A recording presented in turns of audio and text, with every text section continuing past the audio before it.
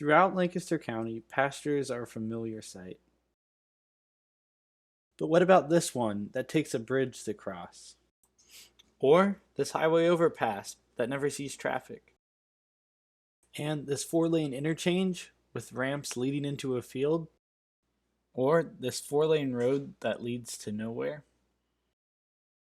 In a way, all of these places are connected. They're all part of a failed section of highway known now as the Goat Path. In the 1960s, a growing Lancaster County faced traffic problems in a number of areas.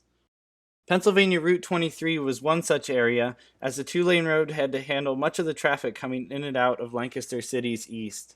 Popular support for a solution grew, and in October of 1963, the state announced a feasibility study for constructing a new route. State Highway Secretary Henry Harrell credited the Citizens Committee for Lancaster County Highways Improvement for promoting the idea. In 1966, 11 local groups testified on adding roadway projects to the state's 6-year plan for building highways, and a new highway bypass for Route 23 made this list. However, in the end, only a handful of these proposed projects would ever be completed. Later that year, these groups could declare victory as the state pinpointed a new exact route for the bypass to travel. Construction would happen in phases, at first building a highway with 1 lane in each direction until more were needed. Stretching nearly 22 miles east from the city, the new highway would provide direct access from Lancaster to Leola, New Holland, U.S. Route 322, and, eventually, to the Pennsylvania Turnpike in Morgantown. Besides relieving local traffic congestion, people hoped, or feared, that the new highway would bring Lancaster much closer to Philadelphia through the connection to the Pennsylvania Turnpike.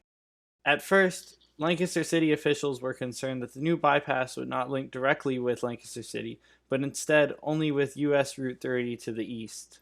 However, by 1968, the State Department of Highways had adopted a plan to link the route directly to Lancaster City through a 4-lane connection to Chestnut Street and Walnut. But this didn't mean the project was totally in the clear. New doubts began to emerge about the project as a whole. Connecting the route directly to the city would come at the cost of clearing significant amounts of public and private property. Additionally, officials began to look at cutting off the bypass in New Holland, over 10 miles short of its original goal. Nevertheless, after a few years of delay, about $26 million in the state's 1973 to 1974 budget were committed to the bypass project. In 1974, work could finally begin. The state first focused on the 5-mile stretch between U.S. Route 30 and Newport Road south of Leola. Land along the stretch had to be graded to accommodate the roadway, and, eventually, roadbed was laid down. Local roads had to be rerouted. Farmland was cut in two. 2 bridges for local traffic were constructed, and 2 new interchanges had to be made. One with Walnut Street and U.S. Route 30, and on the other end, one connecting with Newport Road in Leola. Additionally, the new route would cross 2 overpasses, one over Horseshoe Road and one over a railroad line. The Goat Path, as it exists today, cost the state only about $9 million to build, about a third of its budget.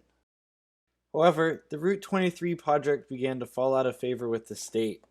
In 1977, funding ran dry and construction stopped. Many officials by then instead looked to bypass U.S. Route 30 along a similar route, though hoping for heavy federal funding to pay for it. And as for the Goat Path, the roadbeds were covered with dirt and seed and left to return to the surrounding fields. About a decade later, the bypass project came back to light. PennDOT hired a firm to create 6 possible corridors for new bypasses, this time combining the U.S. Route 30 and Pennsylvania Route 23 projects. The main difference was that this time, public opinion was much more conflicting. With the mission of saving Pennsylvania farmland, critics of the project became much more vocal. Most famously, a hearing about the bypass project held at Pequea Valley High School attracted 1,500 attendees, over 1,000 of them Amish. However, many were still keen to the idea of the bypass project. The next year, in 1988, the United States Transportation Secretary James Burnley visited Lancaster to tour the bypass area by helicopter. However, Burnley left making no promises. Later that year, the state even hired a firm to map new bypasses for US Route 30 and Pennsylvania Route 23, though the project still never made it off the ground. It seems that, at least since 1987, completing these bypasses has become too controversial to ever accomplish. 20 years later, in 2007, proponents of the bypass, including municipal and business officials, found themselves again at odds with the Amish, but also with State Senator Bob Casey and 2 of 3 county commissioners. Instead, the state has decided to just widen and resurface the existing Route 23. And for everything that hasn't changed about the goat path in the past 40 years, quite a lot has.